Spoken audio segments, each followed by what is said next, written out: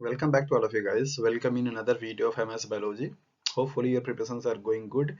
In this video lecture, I am going to discuss about previous year's questions, solutions with explanations and approach how to execute while you are solving the question paper. The prime goal of this video is to improve your preparation level and to examine what is your standard and what is your level of preparations is going on. Okay, so especially in this video lecture, I am going to discuss about the questions related to the genetics, especially Mendelian genetics in the different various examination, competitive examinations.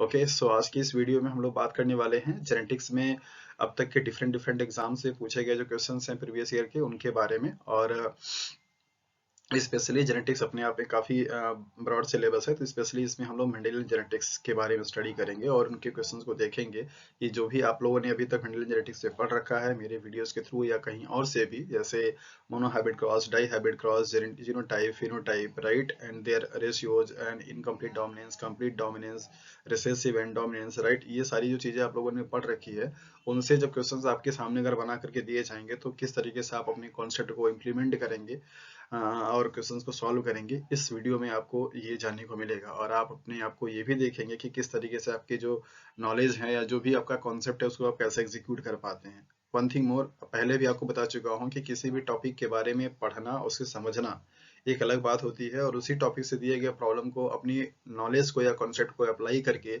उस questions को solve करने ना एक अलग चीज होती है। सो आपका टेम्परामेंट हमेशा बेसिकली ऐसा होना चाहिए कि जो भी आप कॉन्सेप्ट या जो भी टॉपिक आपने पढ़ रखा है उस टॉपिक से अगर कोई भी प्रॉब्लम बना करके आपसे पूछा जा रहा है तो आप बेसिकली उसको अच्छे से सॉल्व कर पाएं। और जैसा कि आप लोग जानते हैं कि अभी टुडे जो सिनारियोस चल रहे हैं वो बेसिकली ऐसे हैं कि अभी डायरेक्टली कोई क्वेश्चन आपसे नहीं पूछा जाता। जैसे लाइक एस हम लोग अगर जेनेटिक्स की बात कर रहे हैं तो आपसे कभी ये नहीं पूछा जाएगा कि हाँ डाइहाइब्रिड क्रॉस का फिनोटाइप की रेशियो क्या होता है। अब आपसे उससे प्रॉब्लम बना करके दिए जाते हैं कि हाँ कोई ऐसा क्रॉस आपका कराया जा रहा है डाई हाइब्रिड का, तो उसमें इतने गैमेट्स प्योर बन रहे हैं, उतने इस तरीके से हाइब्रिड बन रहे हैं, तो क्या पॉसिबिलिटी होगी नेक्स्ट जनरेशन में जाने की, लाइक दैट।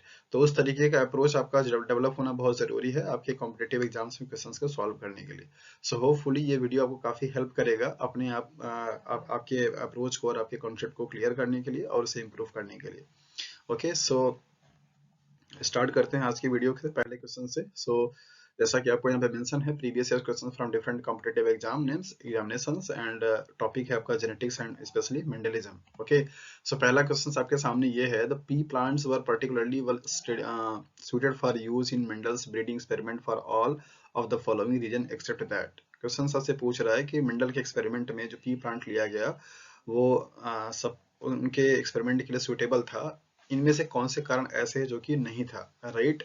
सो यहाँ पे आपको क्वेश्चन, ये बहुत बेसिक क्वेश्चन है और बहुत बेसिक स्टार्टिंग से है, राइट। जब आप पढ़ते हैं मेंडेलियन के कॉन्सेप्ट को तो आपको यहाँ पे दिया जाता है कि प्लांट को उन्होंने क्यों चूज किया था, कितने कैरेक्टर को स्टडी किया था और पी प्लांट को ही क्यों लिया था, तो ये सारी चीजें आपको अच्छे से समझ में आ जाती है। तो उसी से रिलेटेड ये क्वेश्चन है। ऑप्शंस आपको दे रहा है, P so easily observe variations in a number of characters such as a pea shape and pea flower colors etc। तो ये सही है ऑप्शन आपका। आपसे पूछा गया है एक्सेप्ट मींस किसके अलावा, मतलब इसमें से कोई एक ऑप्शन सही होंगे, बाकी सब आपके ठीक होंगे, मतलब मेंडल्स के लॉ को फॉलो कर रहे होंगे। So it is possible to control meeting between different pea plants, ये भी पॉसिबल है, ठीक है। It is possible to obtain large number of progeny from a given cross, ये भी पॉसिबल है। And peas has unusually long generation time, ये point आपको यहाँ पे स्ट्राइक करेगा, अनयूजुअल लॉन्ग टाइम। जैसा कि आपको पहले ही स्टार्टिंग में बताया जाता है कि पी प्लांट को मेंडल ने इसीलिए चूज किया हुआ था कि उसका लाइफ स्पैन बहुत कम होता है, लगभग 90 डेज। जैसे अभी ठंडी का सीजन चल रहा है तो जो मटर होती है, मटर की खेती इस टाइम पे चल रही है, राइट। तो मटर की जो बुआई होती है वो अक्टूबर के महीने में या दशहरे के बाद में हो जाती है और अभी जनवरी तक आते आते पूरा फिनिश हो जाता है, राइट, जनवरी या फरवरी तक। तो उसका लाइफ टाइम ड्यूरेशन बहुत ही शॉर्ट होता है और ये शॉर्ट होने की वजह से ही मेंडल ने स्पीड प्लांट को चूज किया था, क्योंकि उनको जितना भी जनरेशन में नेक्स्ट जनरेशन का जो एनालिसिस करनी थी उसके लिए उनको बहुत वेट करने की जरूरत नहीं पड़ा था। मतलब एक साल में ही वो कम से कम 3 से 4 जनरेशन के जो एक्सपेरिमेंट थे वो कंडक्ट करा सकते थे। दैट इज वाई उन्होंने पी प्लांट को चूज किया था। तो इस हिसाब से आपका ये वाला जो आंसर होगा वो क्या होगा, ठीक हो जाएगा कि पी प्लांट का जो जनरेशन टाइम होता है वो बहुत शॉर्ट होता है। दैट मीन्स उसमें एक जनरेशन से नेक्स्ट जनरेशन में जाने के लिए, दैट मीन्स उसका एक साइकिल कंप्लीट होने में लगभग 90 से 40 डेज के आसपास लगता है, 3 मंथ का। अभी ये विंटर सीजन चल रहा है तो अभी ये मटर का ही सीजन चल रहा है, राइट। तो इसलिए ये वाला क्वेश्चन क्या होगा, आपका आंसर सही हो जाएगा कि बाकी जो चीजें हैं वो सब सही शो करती हैं, ये आपका सही डेटा नहीं है। ओके, सो नेक्स्ट क्वेश्चन की तरफ बढ़ते हैं। What is the difference between the monohybrid and dihybrid cross? ये बहुत ही सिंपल क्वेश्चन आपको देख के लगेगा कि हाँ मोनो हाइब्रिड और डाई हाइब्रिड का क्रॉस क्या है, इसमें से क्या डिफरेंस है, राइट? तो आपको पता करना है।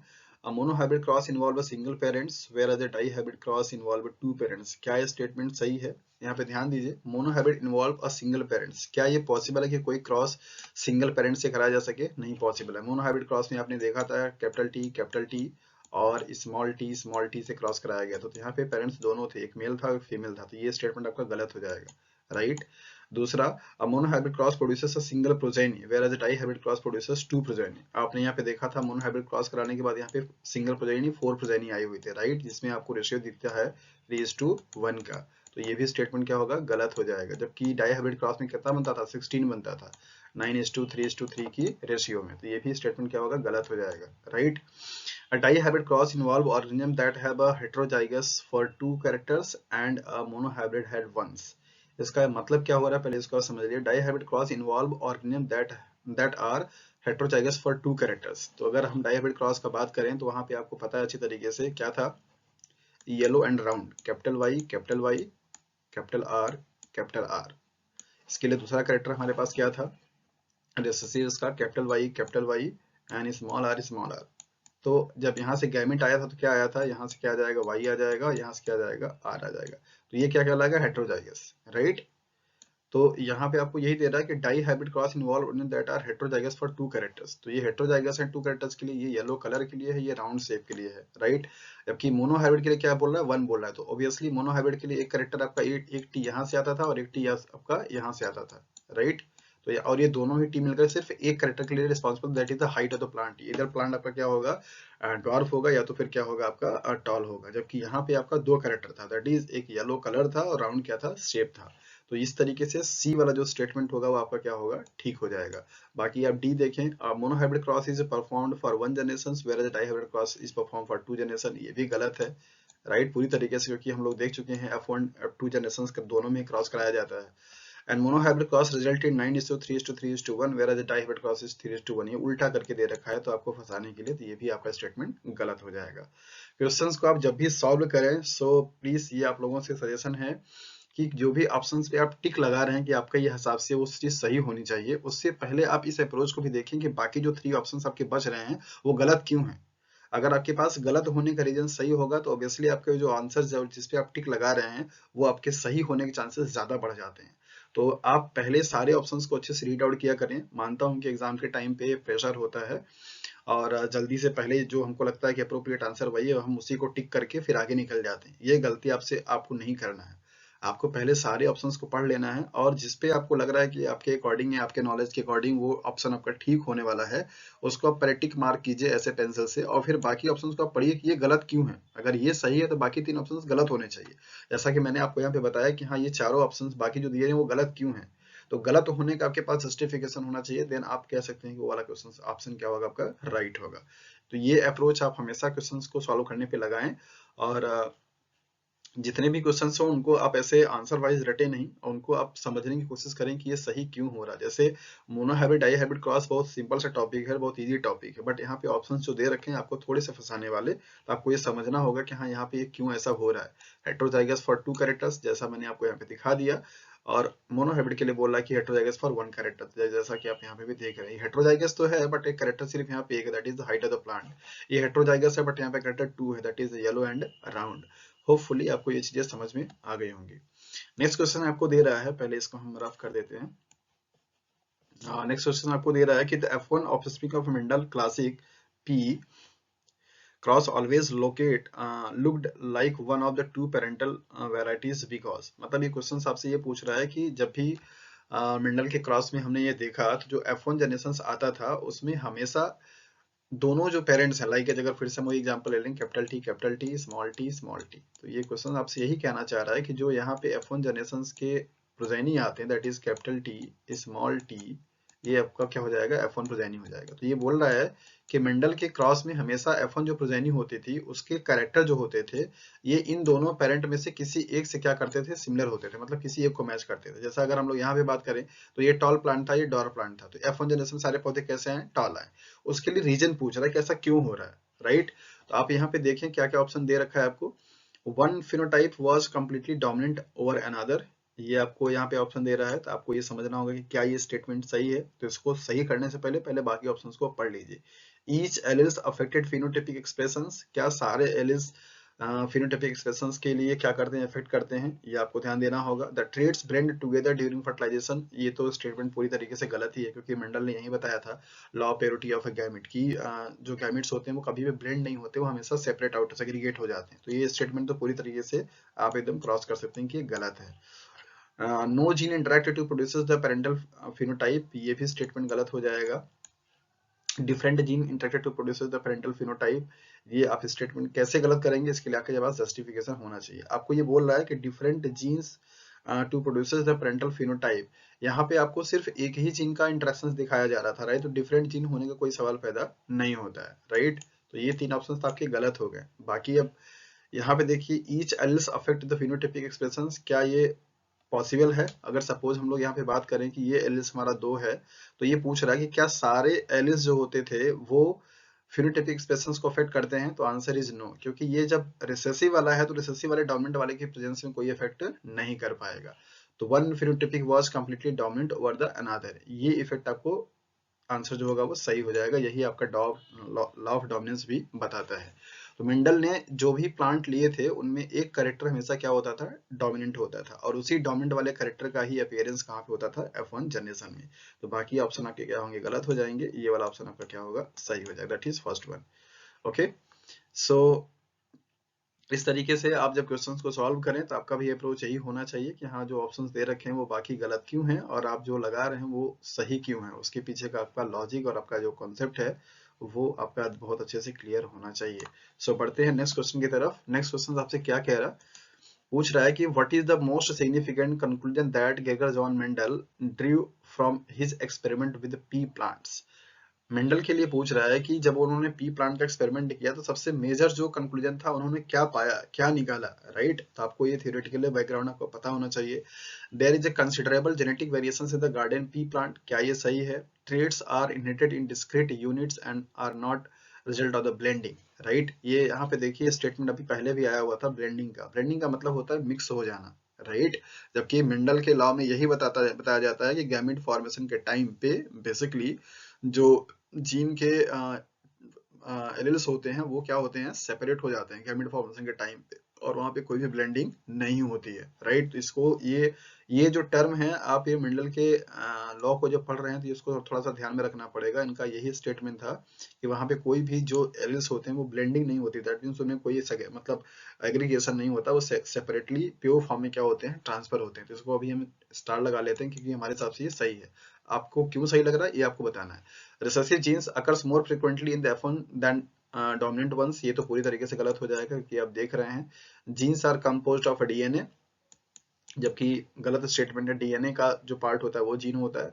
An organ that is homozygous for many recessive traits is at a disadvantage, ऐसा कुछ भी नहीं है। होमोजाइगस रिसेसिव का भी अपना क्या एडवांटेज है, क्योंकि वो भी एक कैरेक्टर को शो करता है, जैसा कि आपने देखा था किसका 1:2:1 का। तो यहाँ पे ये क्या था, होमोजाइगस रिसेसिव था, जो कि एक अलग कैरेक्टर को लेकर आता है, राइट। तो ये भी स्टेटमेंट क्या होगा, गलत हो जाएगा। तो जेनेटिक वेरिएशंस देखने के लिए ये गलत स्टेटमेंट हो जाएगा। तो सही वन, राइट वन क्या हो जाएगा, that is the B options.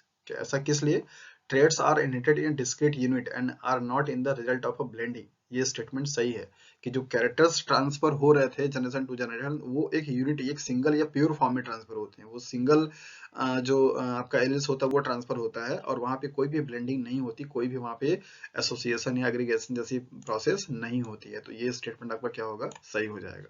तो नेक्स्ट क्वेश्चन देख लेते हैं क्या कह रहा है। Two characters that are appear in 9:3:1 ratio in the F2 generations should have which of the following properties, right. तो ये रेशियो, पहले बात तो आपको पता होना चाहिए कि डाई हाइब्रिड क्रॉस का है। डाई हाइब्रिड क्रॉस के F2 जनरेशन का जो रेशियो आता है वो ये आता है। तो अब इसे पूछ रहा है कि क्या प्रॉपर्टी उसके पास होनी चाहिए। Each of the trait is controlled by a single genes, ये आपका स्टेटमेंट गलत हो जाएगा। The genes controlling the characters obey the law of independent assortment, तो पहले जैसे मैंने आपको बताया कि डाई हाइब्रिड क्रॉस का रेशियो है और लॉ ऑफ इंडिपेंडेंट असॉर्टमेंट को ही हम क्या बोलते हैं, that is the dihybrid cross. तो ये आपका ऑप्शन क्या होगा, सही हो जाएगा। आप बाकी को भी देखेंगे तो आपको गलत ही लगेगा। Each of the gene controlling the character has 2 alleles और 4 genes are involved and 16 different phenotypes are possible. Okay, so 2 characters that appear in 9:3:3:1 ratio of 2 generations would have each of the following properties. So आपका ये वाला जो law है वो आपका follow होगा। Okay, so answer आपका क्या हो जाएगा, that is the B option हो जाएगा। नेक्स्ट क्वेश्चन देख लेते हैं। Which of the following about the law of segregation is false, इनमें से कौन सा लॉ ऑफ सेग्रीगेशन के लिए फॉल्स है, मतलब गलत है। तो लॉ ऑफ सेग्रीगेशन आपको क्या बताता है, यही बताता है कि गैमेट के फॉर्मेशन के टाइम पे जो एलिल्स होते हैं वो क्या होते हैं, सेपरेट आउट हो जाते हैं, और पीओ फॉर्म में क्या होते हैं, ट्रांसफर होते हैं। तो आउट ऑफ 2 एलिल्स सिर्फ और सिर्फ एक जो एलिल्स होता है वो गैमेट में क्या होता है, ट्रांसफर होता है। तो state that each of the 2 alleles for a given traits segregate into different gametes. तो ये स्टेटमेंट का मतलब ये हुआ कि क्या दोनों जो एलिल्स होते हैं वो अलग अलग गैमेट्स में जाते हैं, तो ऑप्शन नहीं। It can be explained by the segregation of a homologous, right. ये बता रहा है कि क्या इसको होमोलॉगस से क्रोमोसोम्स ड्यूरिंग मियोसिस से हम एक्सप्लेन कर सकते हैं। It can account for the 3:1 ratio seen into the F2 generations of Mendel's crosses, right. तो ये स्टेटमेंट आप देखिए, 3:1 रेशियो का फिनोटाइपिक रेशियो होता है मोनोहाइब्रिड क्रॉस का, और या लॉ ऑफ सेग्रीगेशन जिसे हम बोलते हैं, तो वहां पे आपको F2 जनरेशंस में देखने को मिलता है। तो ये वाला जो ऑप्शन होगा वो क्या होगा, आपका सही हो जाएगा। बाकी ये गलत क्यों है, आप अच्छे से देख सकते हैं कि हाँ ऐसा स्टेटमेंट नहीं होता है। ओके, तो ऑप्शन नंबर थर्ड क्या होगा आपका, सही हो जाएगा कि ये जो लॉ ऑफ सेग्रीगेशन होता है उसको हम मोनोहाइब्रिड क्रॉस के नाम से भी जानते हैं, जिसमें फिनोटाइपिक जो रेशियो होता है F2 जनरेशंस में क्या आता है, 3:1 आता है, राइट। तो अब नेक्स्ट क्वेश्चन की तरफ बढ़ते हैं हम लोग। और नेक्स्ट क्वेश्चन आपसे कह रहा है कि sexually reproducing animals has 2 unlinked gene, one for head shape H, capital H, and one for tail length, that is a capital T. Its genotype is HH, capital T or small t. Which of the following genotype is possible in the gamete from this organism? मतलब question आपसे ये कह रहा है कि जो head का shape है उसके लिए कैपिटल H रिस्पॉन्सिबल है, और टेल के लिए क्या है, वो कैपिटल T रिस्पॉन्सिबल है, राइट। और हेड एंड टेल के लिए ये डोमिनेंट कैरेक्टर है, और जीनोटाइप दे रहा है कि उस ऑर्गेनिज्म का क्या है, कैपिटल एच, स्मॉल एच और कैपिटल टी, स्मॉल टी। ये उस ऑर्गेनिज्म का जीनोटाइप है, राइट। ये पहले आपको दे दिया कि बेसिकली ये क्या है, इनके कैरेक्टर को कोड करने वाले जीन्स हैं, that is H for head के लिए, टी फॉर टेल के लिए, और ये इसका जीनोटाइप दे रखा है कि ये ऑर्गेनिज्म का जीनोटाइप है। तो ये पूछ रहा है कि sorry, small H, capital H, capital H, small H, capital T, small T. Okay, तो पूछ रहा है कि इनका जो गैमेट्स का फॉर्मेशन होगा उनकी पॉसिबिलिटीज क्या क्या होंगी। तो देखिए एच एन टी दे रखा है, एच एच दे रखा है। एच एच तो हो ही नहीं सकता क्योंकि गैमेट जब भी आएगा एक इससे आएगा और एक इससे आएगा। ये पॉसिबल हो सकता है कि ये एच और कैपिटल टी हो, एक पॉसिबिलिटी बन सकती है कि कैपिटल एच और स्मॉल टी हो, एक पॉसिबिलिटी बनती है कि आपका क्या होगा, that is the small H और कैपिटल टी हो, और एक पॉसिबिलिटी बनती है आपका क्या है, स्मॉल एच और स्मॉल टी हो। तो आपको यही देखना है कि इन चारों में से यही पॉसिबिलिटी है गैमेट के बनने का, तो क्या इन चारों में से कोई मैच करता है।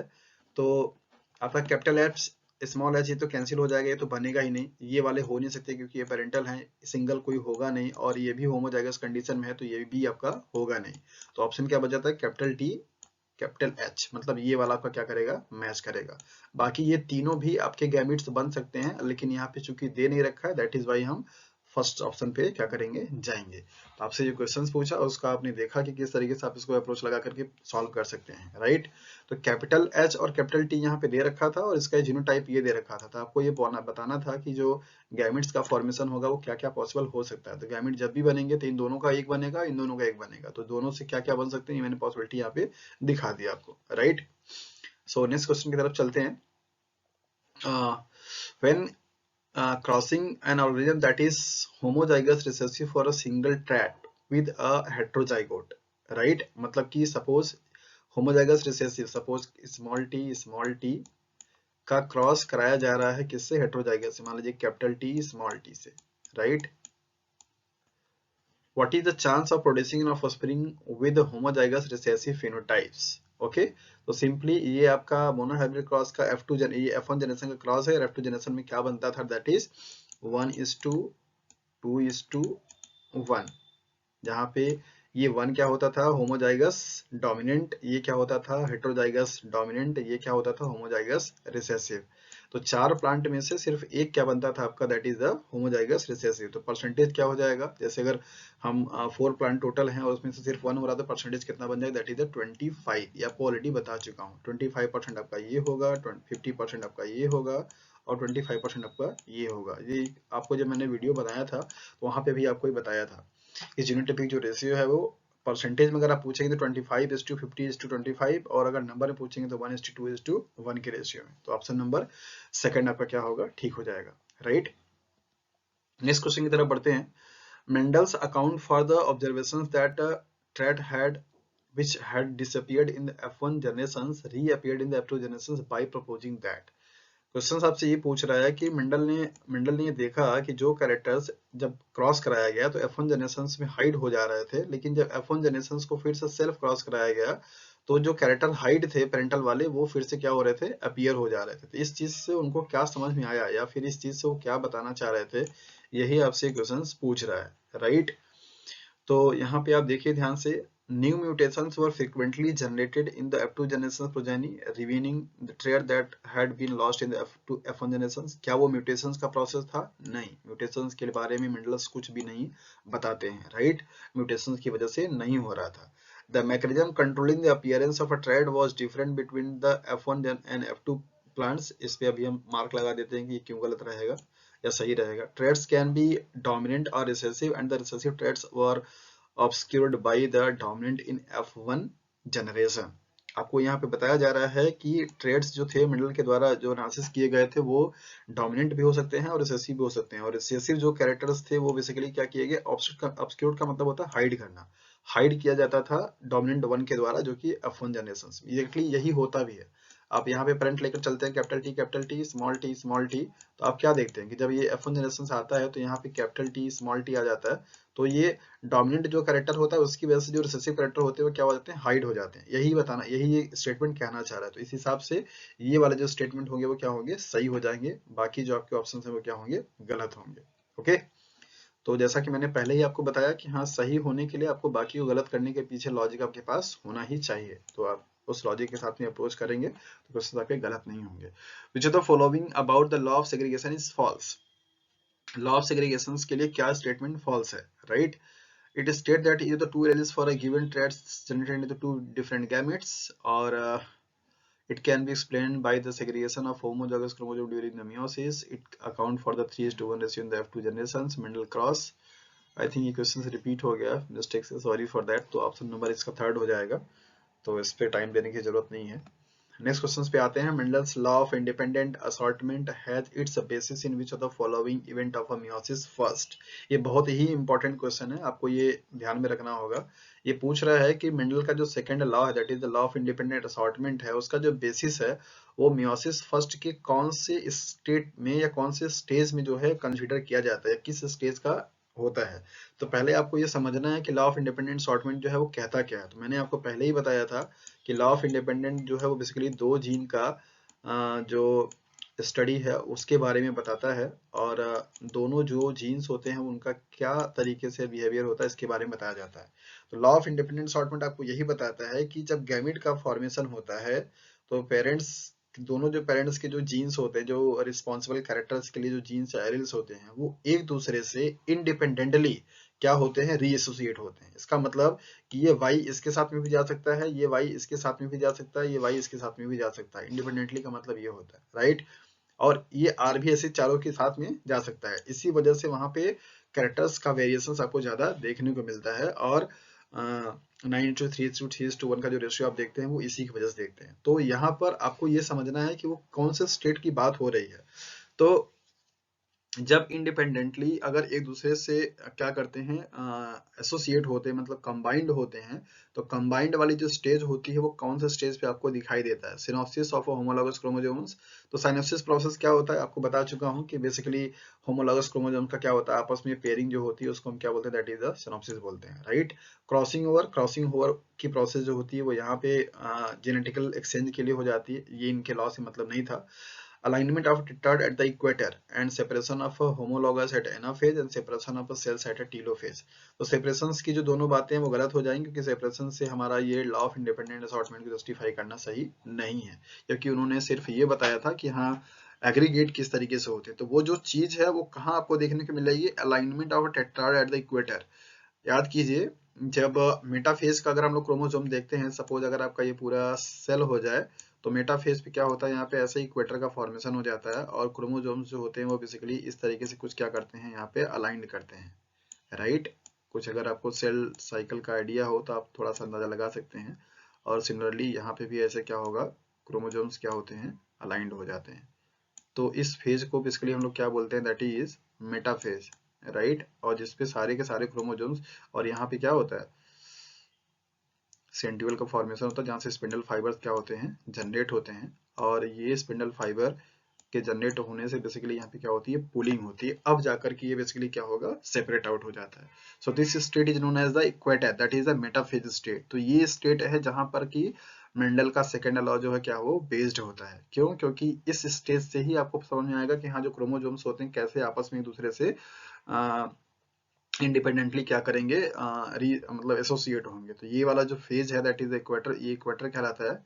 और ये फेज आपको देखने को मिलता है that is the Meta phase पे, जहाँ पे ये सेंट्रियोल हो जाएगा और ये स्पिंडल फाइबर जो कि इसके सेंट्रोमियर से उससे क्या करेंगे, बाइंड कर जाते हैं, उसको पुल करते हैं, राइट। तो आपका स्टेटमेंट नंबर थर्ड क्या होगा, वो ठीक हो जाएगा। इसके पीछे का जो कॉन्सेप्ट है वो मैंने आपको यहाँ पे बता दिया कि क्यों वो ऐसे सही है, राइट। एंड नेक्स्ट क्वेश्चन आपसे क्या कह रहा है, इसको देख लेते हैं। नेक्स्ट क्वेश्चन बोल रहा है कि black fur in mice B is dominant to brown fur. मतलब कि जो माइस है उसके जो मतलब ऊपर के जो बाल है उसके कलर का देख बता रहा है कि जो ब्लैक कलर जो है वो क्या है, डोमिनेंट है। दैट मींस बी क्या है, डोमिनेंट है किसके ऊपर, स्मॉल बी के ऊपर, okay. And short tails are dominant to a long tail. अब यहाँ पे थोड़ा सा ट्विस्ट किया है, शॉर्ट टेल को कैपिटल टी से कर दिया है, लॉन्ग टेल को क्या कर दिया है, स्मॉल टी से कर दिया है। तो ये वाला डोमिनेंट है इस वाले पे। तो what fraction of the progeny of the cross बी इतना will have black fur and long tail, right.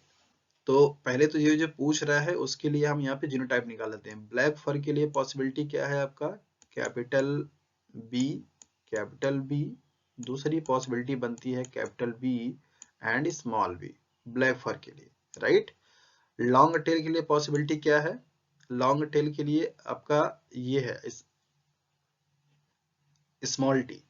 तो स्मॉल टी क्या है, ये बता रहा है कि short tails are dominant to long tail, right. तो इसका मतलब लॉन्ग टेल से तब अपीयर होगा जब बेसिकली ये कंडीशन होगा, दैट इज होमोजाइगस का होगा। क्योंकि कैपिटल जो टी है शॉर्ट के लिए वो डोमिनेंट है, तो अगर ये वाला रहेगा तो एक्सप्रेस आउट नहीं हो पाएगा।